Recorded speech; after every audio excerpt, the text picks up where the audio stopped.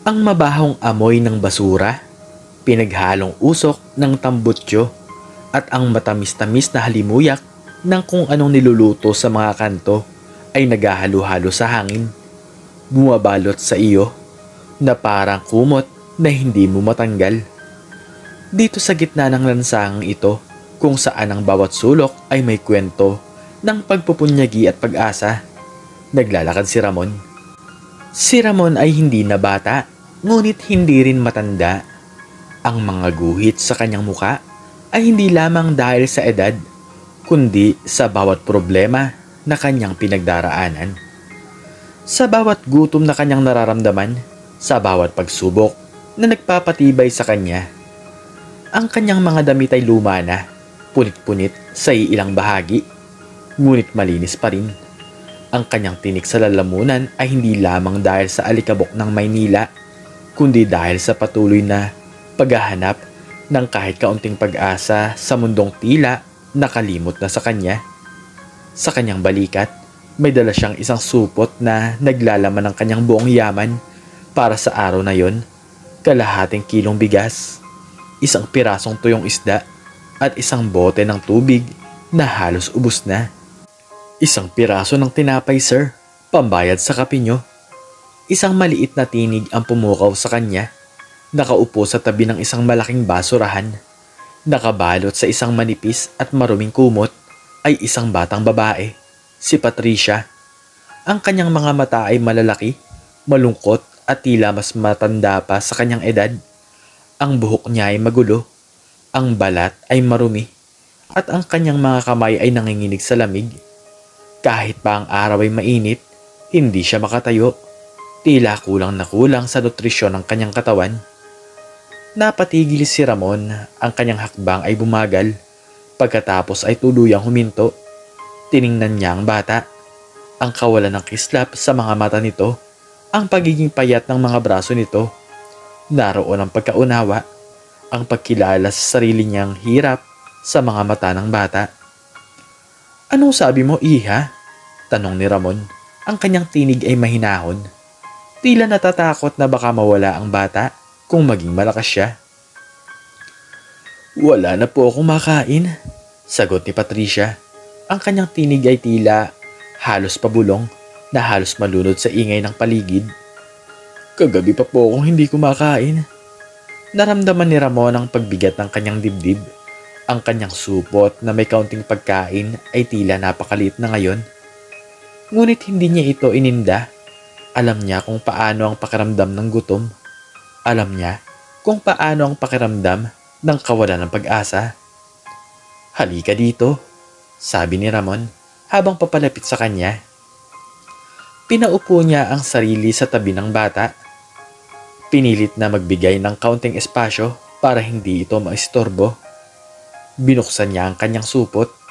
Kinuha niya ang piraso ng tuyong isda. Hahatiin niya pa sana ito, ngunit nag-isip siya. Mas mabuti na ang malaking bagay. Kinuha niya ang tinapay na kanyang inipon para sa kanyang sariling hapunan.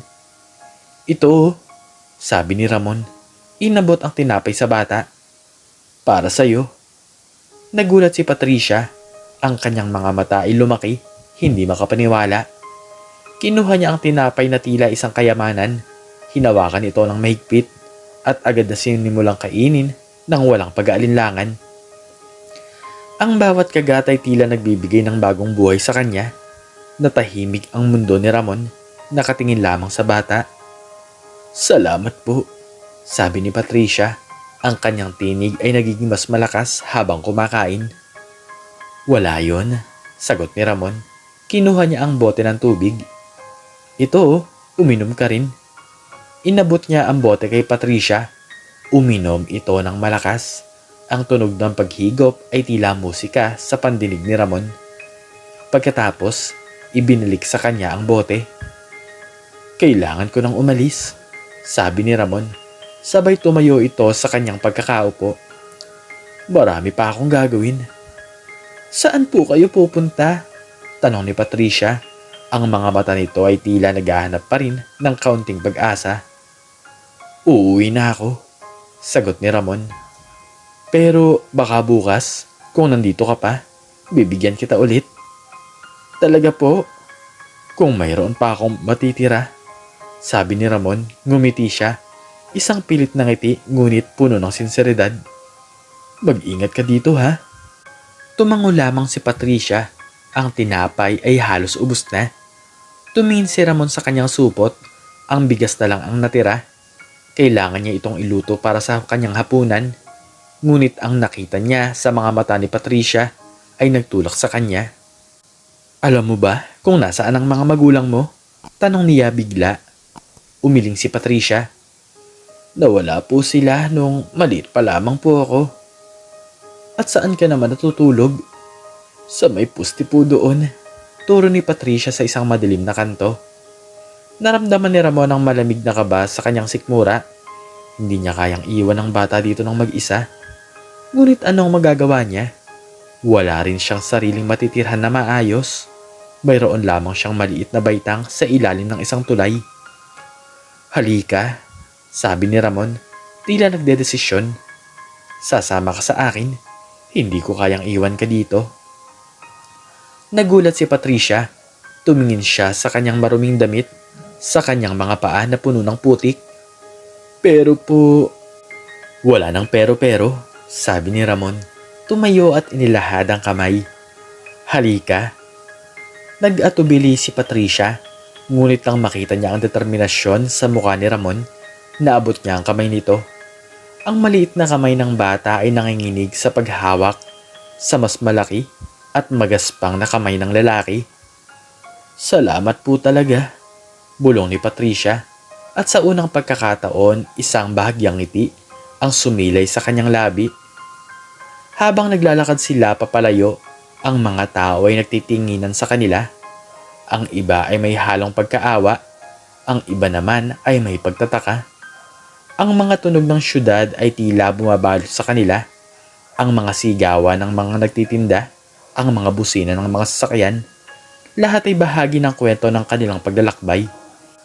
Nakaramdam si Ramon ng kakaibang init sa kanyang dibdib. Ito na siguro ang pinakamaganda niyang nagawa sa napakaraming taon ng kanyang paghihirap.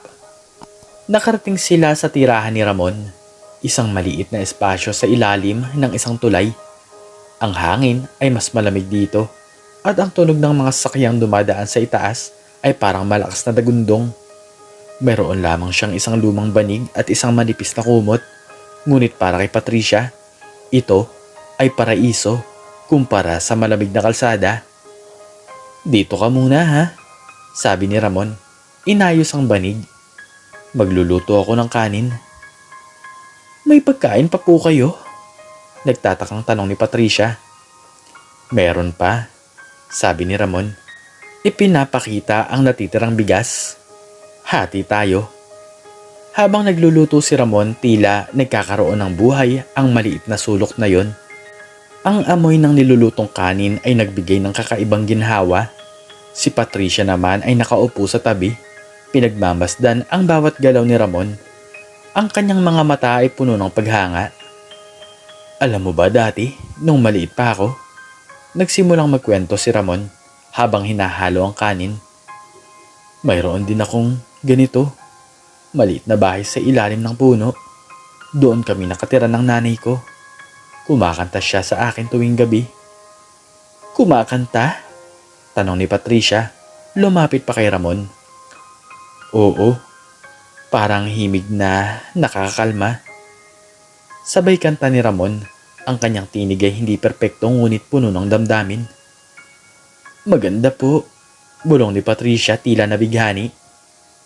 Pero ngayon, wala na siya, sabi ni Ramon. Ang kanyang tinig ay bahagyang nagbabago. Pero naalala ko pa rin ang kanta niya. Natahimik sila sandali. Ang tunog ng kumukulong tubig sa kawali ang tanging naririnig. Gusto niyo po ba ng kantang pampatulog mamaya? Tanong ni Patricia. Ang kanyang tinig ay malumanay. Nakangiti si Ramon. Oo naman, syempre naman. Kinabukasan, habang naglalakad sila patungo sa palengke para sana manghingi ng kaunting trabaho, nakita ni Ramon ang isang babae na tila nawawala.